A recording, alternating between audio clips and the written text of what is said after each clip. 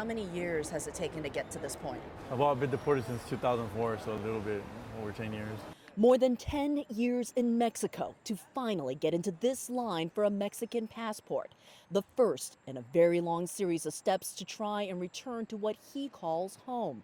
But not to Mexico, to America. Hector Barajas served 5.5 years in the U.S. Army, honorably discharged.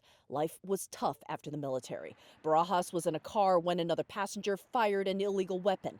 After a jail sentence, the country he called home since age 7, that he served as a paratrooper where he had a family, including a daughter, pulled his green card and deported him. Is this what you thought would happen when you left the military? No, I never thought that I would be deported. I didn't even know. I thought immigration would be like for somebody that, like my uncle that's coming across and gets caught. But it's not. U.S. veterans who run into legal troubles are also deported under current U.S. immigration laws. With Donald Trump now suggesting he'd look at undocumented military members with an open mind.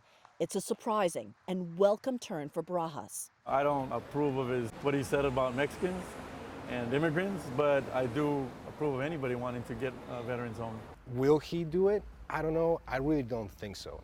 Daniel Torres doesn't buy Trump's promise. Torres was a lance corporal in the U.S. Marines, fighting in ground combat in Iraq. He was honorably discharged. How did the military figure out you were undocumented?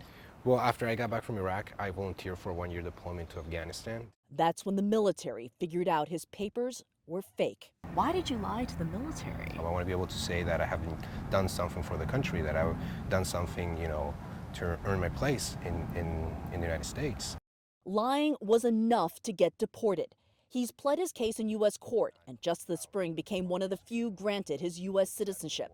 It's a path Barajas hopes others in his organization, the Tijuana-based Deported Veteran Support House, will travel. Barajas has more than 300 deported U.S. vets in his database.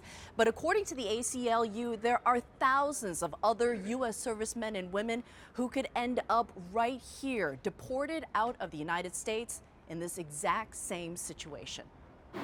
Barajas now has new hope. After years of fighting, he has a court date to argue for his citizenship. Step 1, a Mexican passport. Are you hopeful? I'm hopeful. I'm excited. I love my country. I love my daughter. And I just can't wait to be home.